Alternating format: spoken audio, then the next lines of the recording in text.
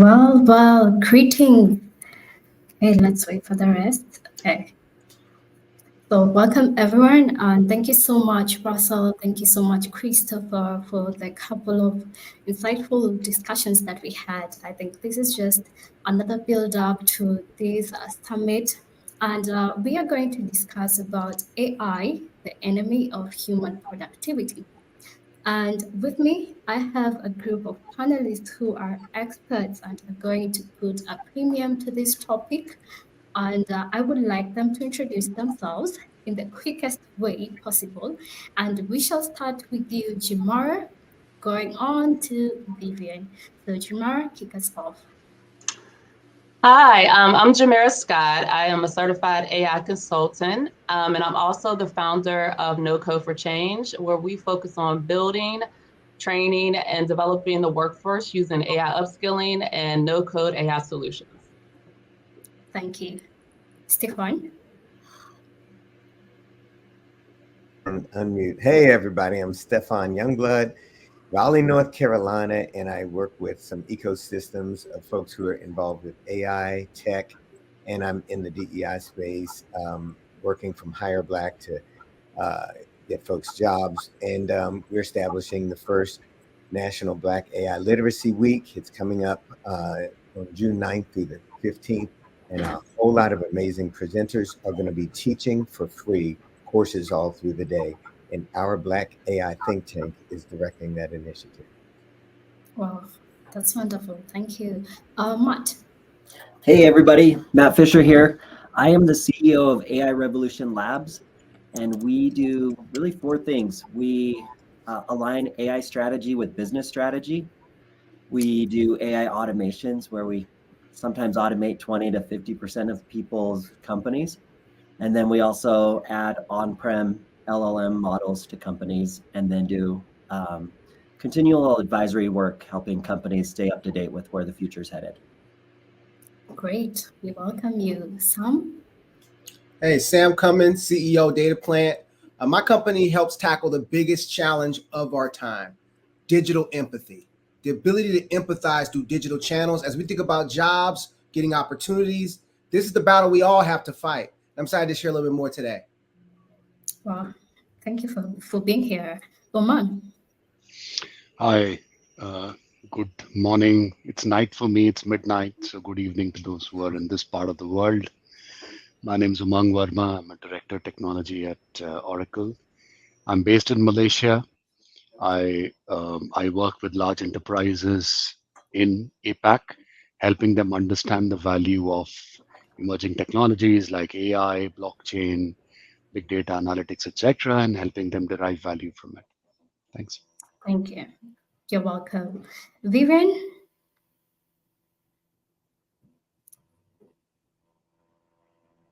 Vivian, you're muted. We can't hear you. Oh, apologies. Good morning, everybody. Nice to be here. Thanks to Christopher and all you lovely people. My name is Vivian Gomes. I run a design research organization out of San Francisco in the Bay Area. And it's a part of a larger organization based out of Bangalore, India, called Human Factor Research and Design.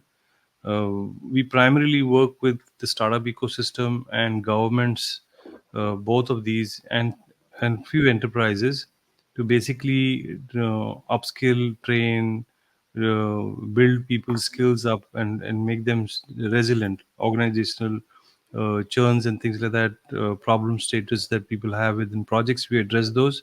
And primarily our main goal, and which we've been pursuing from COVID times, is to make people resilient with tools and technologies such a way that the advent of AI doesn't build a fear, but rather empower people to take that forward. More conversation in today's panel. Thank you so much. Well, great. And myself, I am Denke Tao. I'm the Communications Director for GatherVerse, and we're very, very happy to have you here. Thank you for giving us your most precious or the most coveted resource that you have, that is your time. And for our audience, please feel free to engage with our panelists. Well, let's kick off. What are the primary concerns about AI, diminishing human productivity, And how valid are these concerns based on the current evidence? But before we answer that, some of the evidence that I personally did some research on and I found out is there was a statistic by McKinsey where they said generative AI could enable automation of up to 70% of business activities across almost all occupations between now and 2030, 70%. And another statistic was released by McKinsey,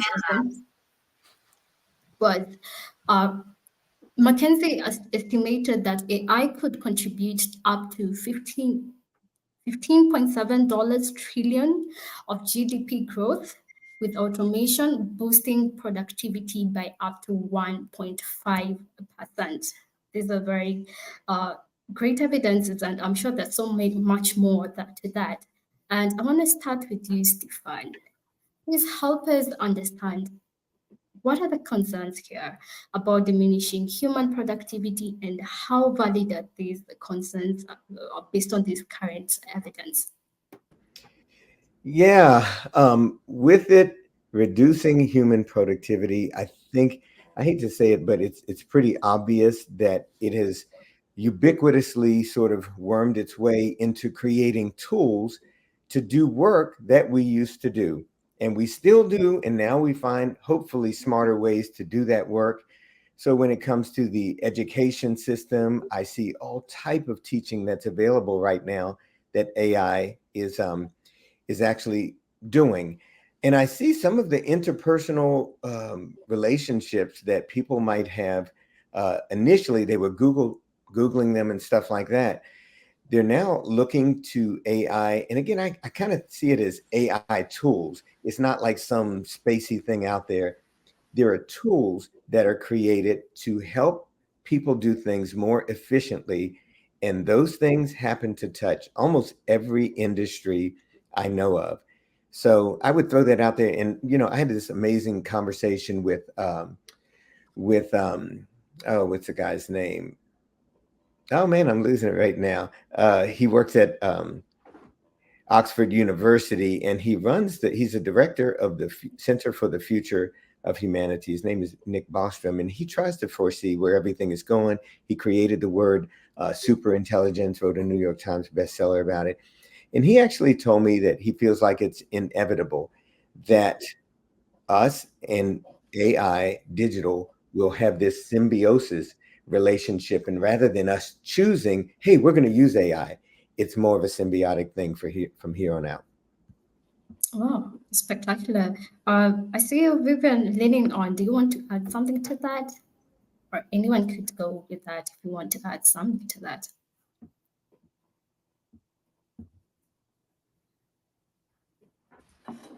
I'd be happy to chime in. I agree with that. Okay, let's start with you, Vivian and Matt. Okay. Or we start. Yeah. Sorry, I agree with what Stefan said. You know, so I think he's summarized it pretty well there. Matt? Every day we're out automating companies. And what we find is that there are definitely groups that their normal jobs will be changed quite a bit. And we also find that there's a lot of new AI jobs. Like we believe there should be like an AI champion in the C-suite in every department below that. And they should meet together and be able to talk about their internal automations for their department. And right now we're struggling to actually find the champions. We try to shift jobs to have champions who are quick learners. They're great at using tools and technology, and sometimes they're not even technical at all. So that's like the pedigree for some of the AI champions that do the best jobs. And as far as human productivity goes, we see that AI does take over like 20 to 50% usually of some of the jobs. If you click it and it ticks like a clock and it's repetitive, that's a good indicator that the job will be able to be automated. And but I do see a bright future like despite all the craziness, like we've seen this again and again in history. We saw what ATMs did with tellers, and we've been able to come past that. We've seen what many things like the global communications from long distance, offshoring, and we're able to say that like we've come beyond that, you know. So as humans, as a people, we are resilient, and I think we need to not underestimate ourselves, and that's why I believe the future is bright. Yeah, definitely. The future is bright, and I totally agree with what you've said. We've come a long way, and I don't think this is the best place to say it's now time to give up. Let's leave it to the machines. We've always found a way to do things, and we have always evolved. And I want to go to you, Sam. Stefan has mentioned the symbiotic relationship between machines and human beings. And this question goes to you, and it is, can AI be strategically deployed to enhance human productivity rather than it being a competition to us? And how do we do that, Stefan? Sorry, Sam. Oh, yeah. Well, thank you. Well, I'll start with one thing. I run a podcast called AI for Diversity. We have about 500,000 followers on LinkedIn. And I get to sit down with the brightest leaders pushing the forefront of every industry. And the things that I've heard sitting down with some of the leaders that are working in brainwave interfaces, people that are working with technologies that are redefining and making what's done with OpenAI look like an Etch-a-Sketch. Like we are on the beginning of sci-fi. Everything that we ever looked for, holodeck, it's possible. If you take what you've seen with Sora out of what's going on with OpenAI and what they have with video production, we are on a path that is really exciting. So I share what Matt's sentiment is, but along the way, there are some threats and there's some challenges to really look at. And that is, this is the biggest gap we are going to see in the haves versus have-nots ever in human history. Right now, the system is broken just like it's been broken with standardized testing. Yes, it's great as a tool to assess. Anybody knows I'm in America, they have the ACT, the SAT. These standardized tests listed for a long time. But those systems become broken because really what happened was most people that had means were able to pay for training. And so when they went to go take that test, they had took the test 17, 13 times already versus someone seeing it for the first time. Magnify that times 100. We are in a position right now where if you pay for premium services for any tool like a LinkedIn or Indeed, you have a leg up. It will tell you how to write your resume better. It'll tell you if you're better fit for the job. It'll tell you who to reach out to. And so what we're seeing, yes, the boat essentially is going to rise as the tide rises for all. But one thing that's going to be different here is that by the companies stratifying the value with AI behind paywalls, the haves are going to have an unfair advantage and the have-nots. And so as we walk along this journey together, I'll share some tricks and some tips that I think everyone should be able to leverage, because the biggest underlying factor that's going to be important for our time right now when it comes to getting a job is trust. And I'll share more about that as we talk further today. Oh, that's quite impactful. We want to hear more from you. And just to add to that, personally, I use a lot of AI tools which are for free, and some are getting, you have to pay for them.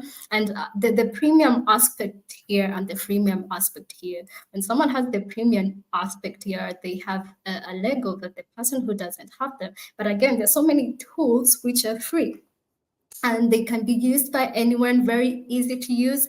I'm actually impressed. Most of the tools out there are very easy to use. Their user interface, their user experience, they're very, very easy to use, even for someone who is not technical. So for me, I feel like AI is an antidote for someone who wants to increase their level of productivity. But we will find out more. We will see. Let's discuss more into this.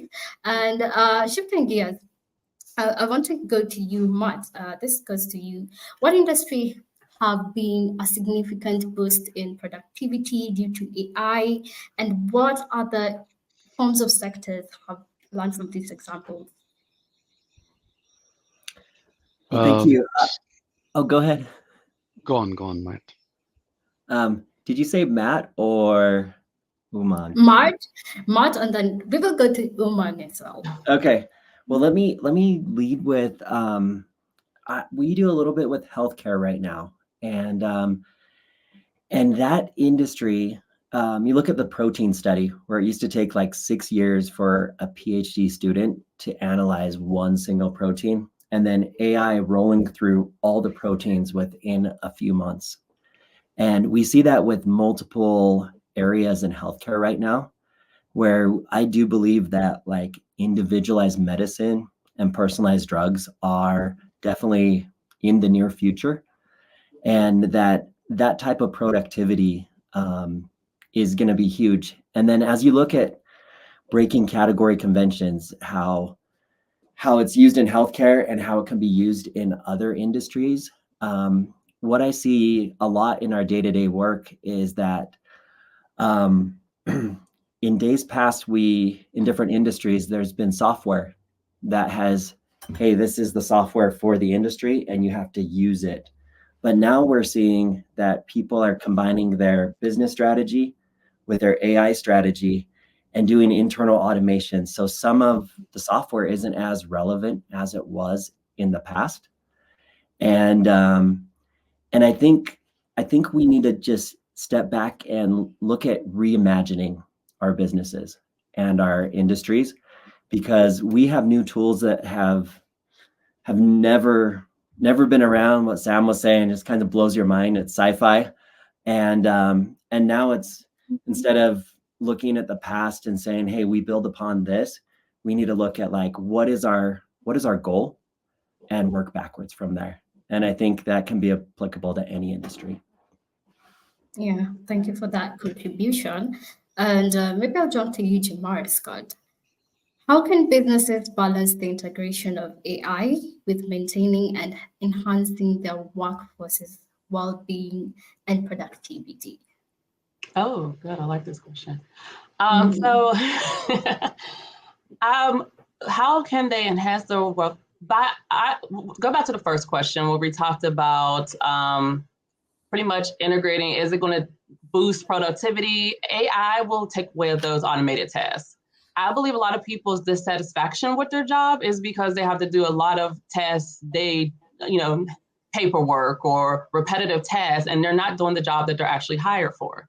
So I believe putting AI systems into their workday where they can focus on being a marketer, where they can focus on being a salesperson, where they can focus on actually, doing the job they're hired for instead of doing, stuff that could be automated, will definitely boost their well-being.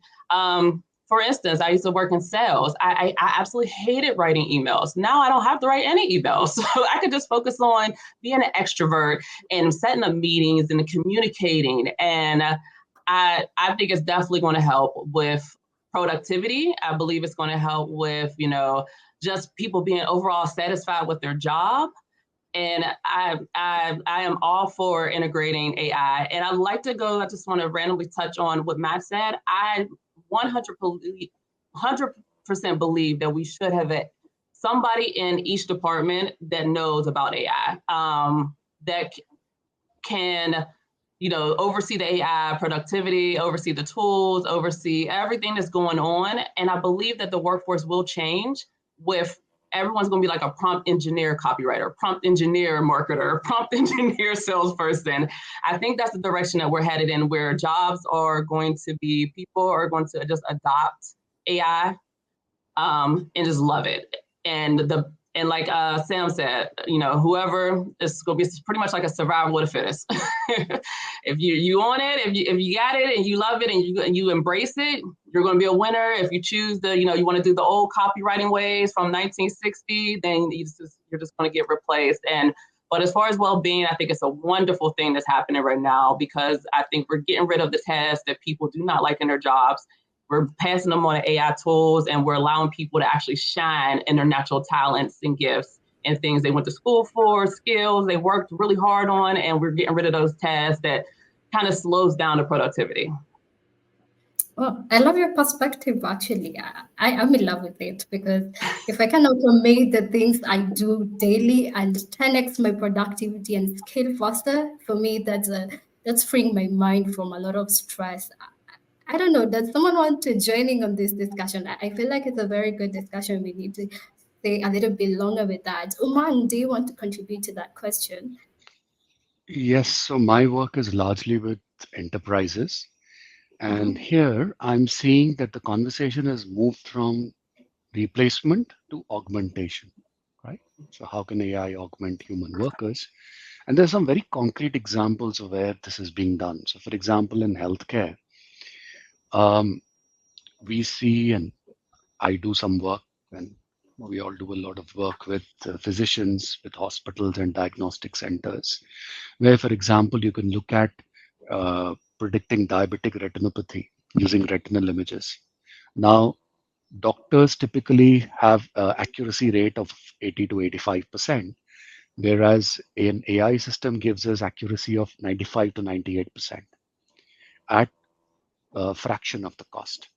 So imagine that you could have a large millions of unserved or underserved population being able to work with AI robots who can detect early stages of diabetic retinopathy and give them the right medical attention. We are doing the same thing for mammograms, doing the same thing for ECG to detect heart arrhythmia.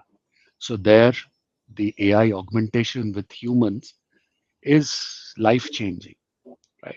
Other industries as well, we are seeing, for example, in retail.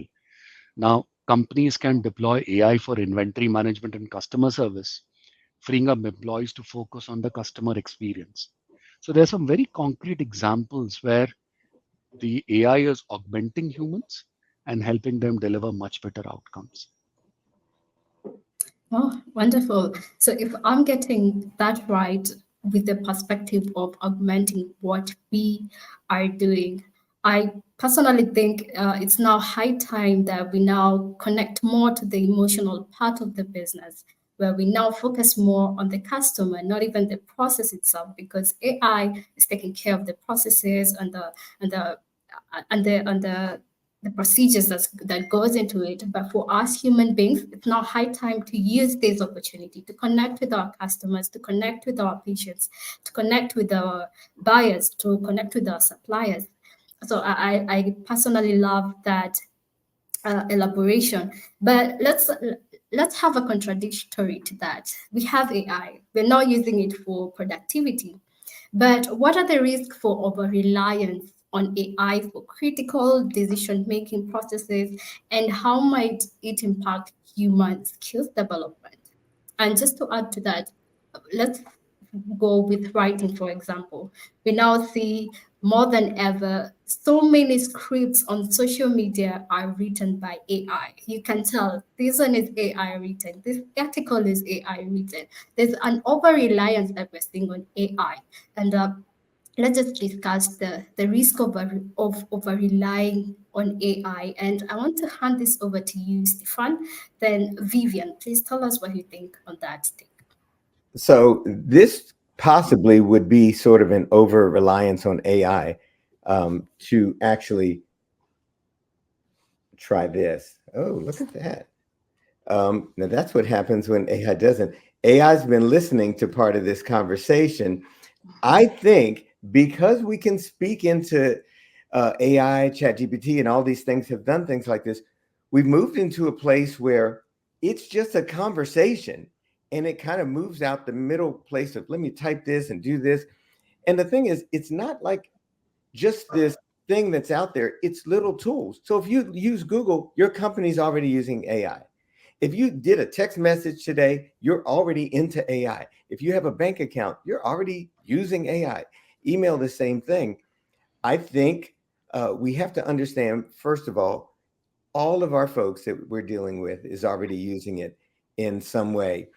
But there's so much that we can do that I actually wonder if it's too much. So I'll just throw that out there. And Matt mentioned earlier that I think it was Matt that we can learn from the past. But I don't know if the human brain has ever had the possibilities that it has now. You know, one website has 17,000 new apps that have come out to do everything. You name it and you could do it. Probably can do my yard. Well, actually, there is an AI, a lawnmower or something. But I don't know how the human brain is going to continue to respond to this amount of information. Brilliant.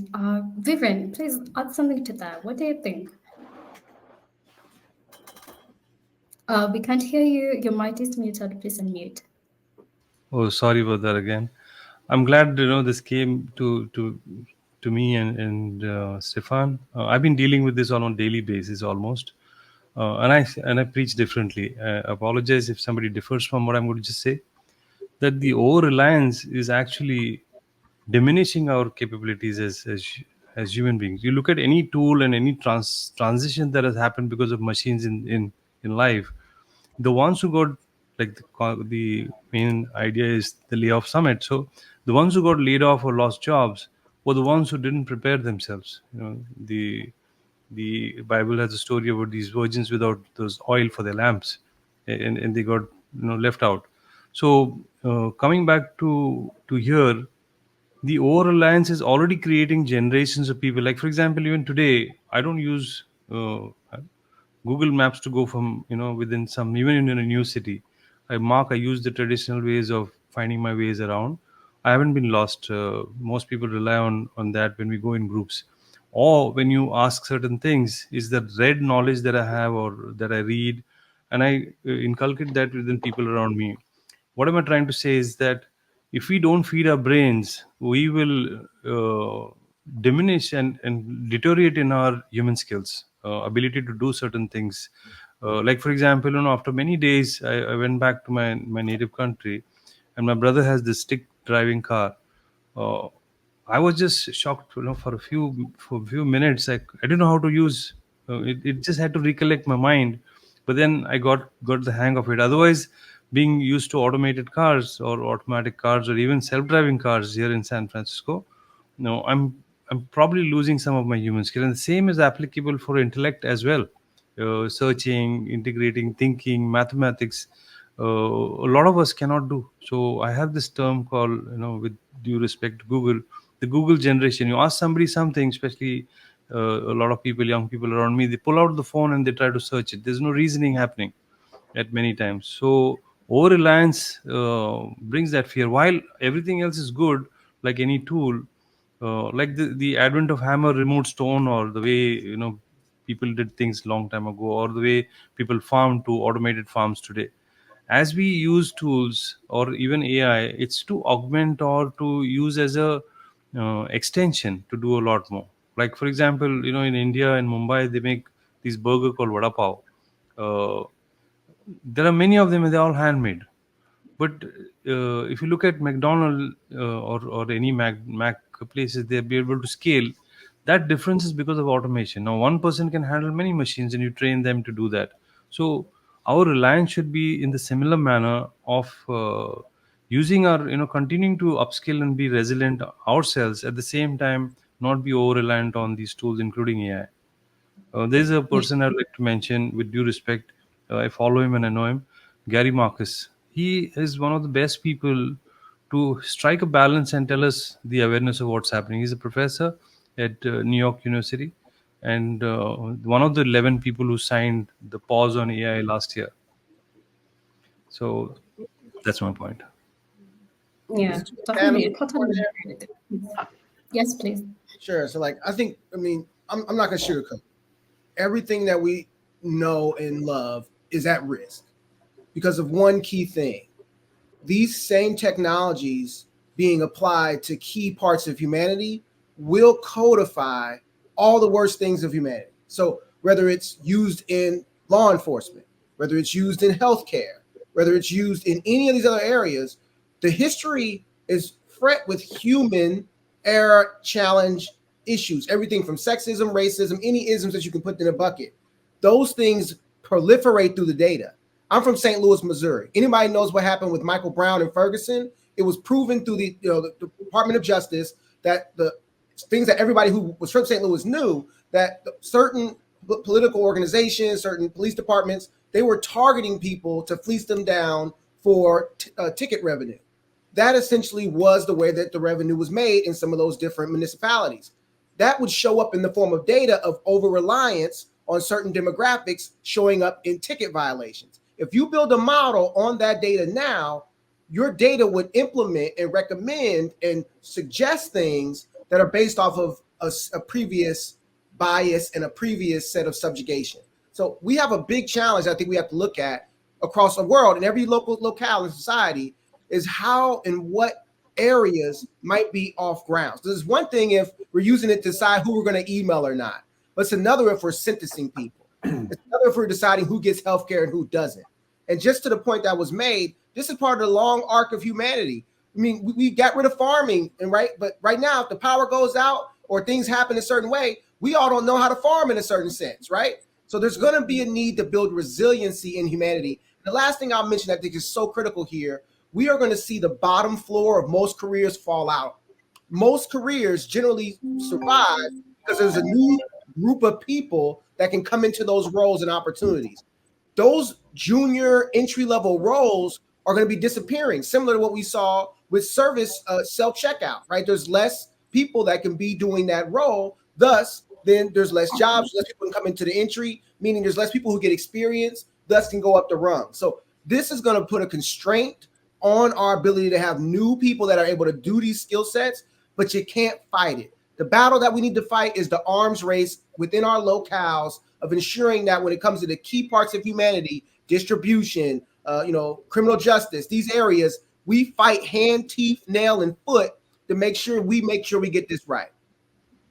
True, Sam. You're very right there. I would just want to add one more thing is that in support of what Sam said, there was a whole industry called medical transcription. It just wiped out.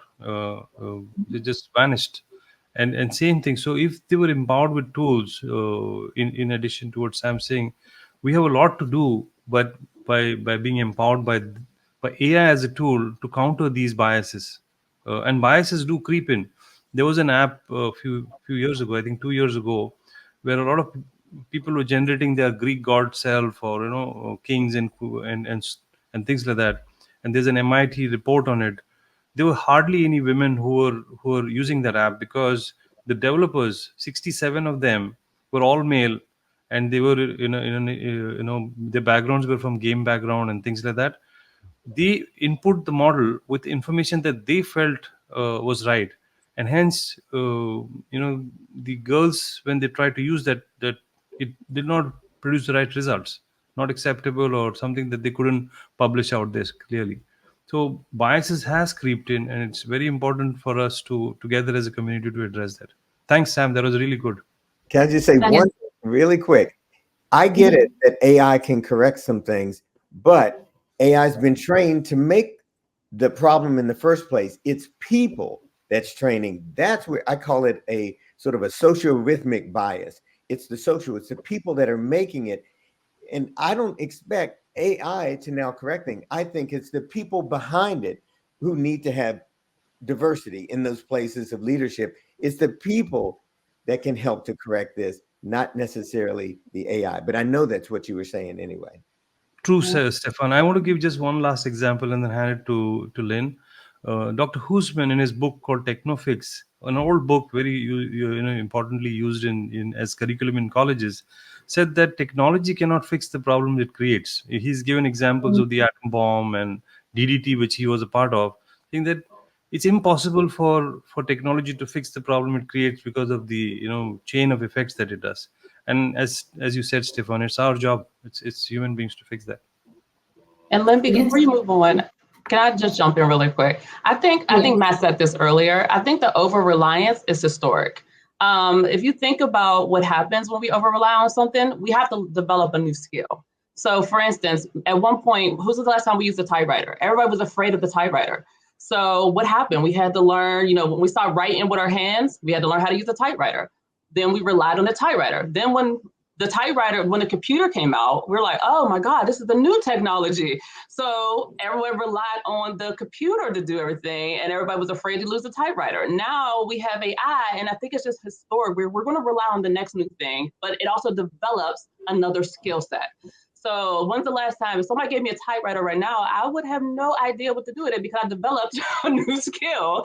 If somebody were to give me like a quill pen, at one point people were relying on a quill pen. It's everything. There's always going to be something new, but it helps us develop another skill. And right now, AI is just another skill that we're going to rely on. We're going to rely on it until the next thing comes out, where we probably don't have to talk anymore. We probably could just think our thoughts.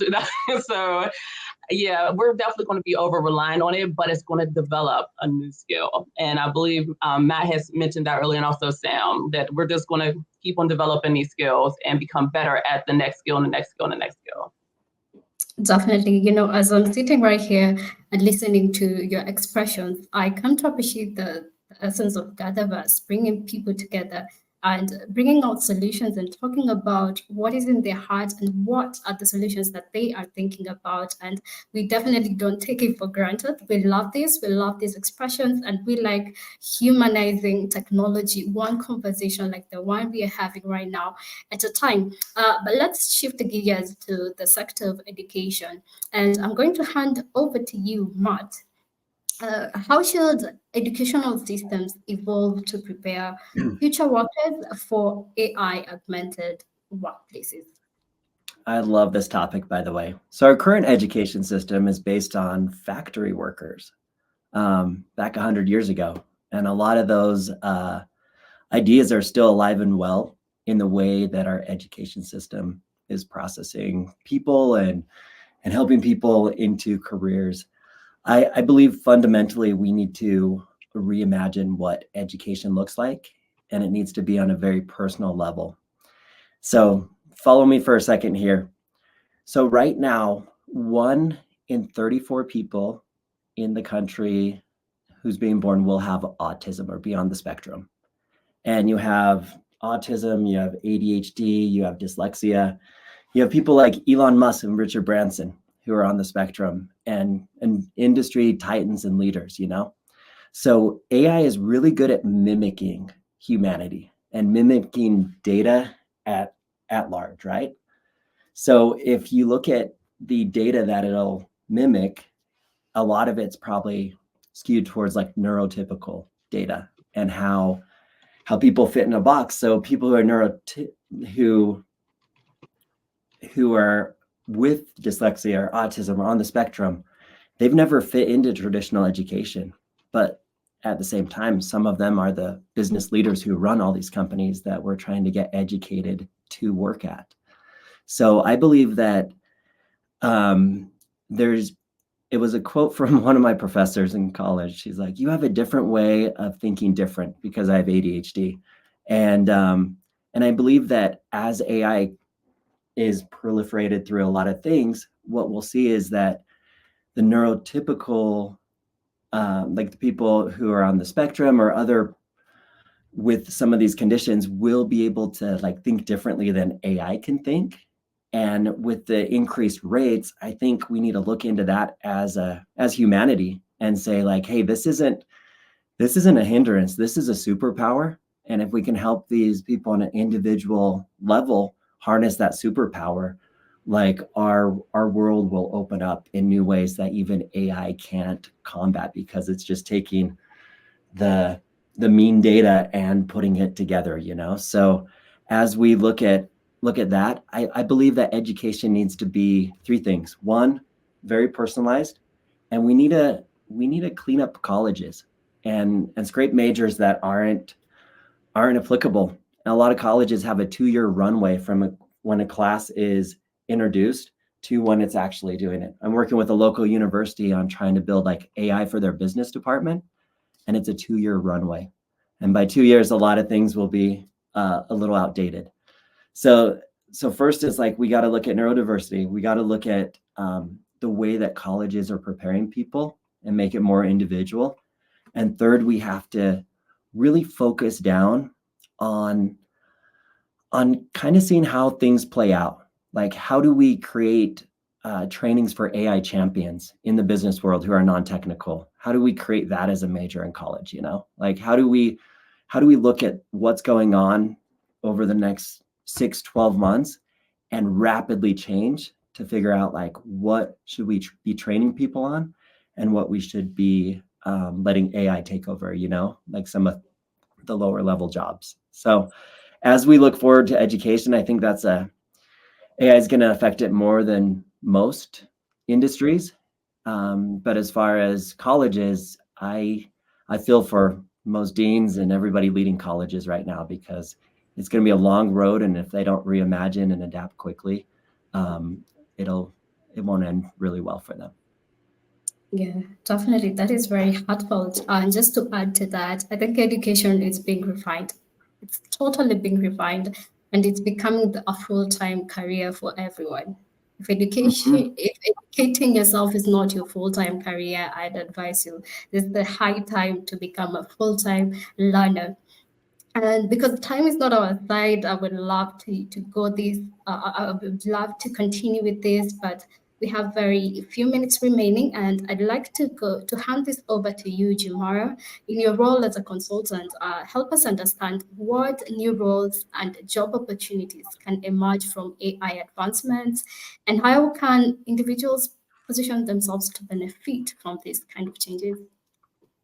Oh, good. Okay. So it's what Matt was saying the whole time. We're developing as a consultant and a no code for change. We're still working on it. Hopefully to release at the end of June, a no code AI developer as a new position.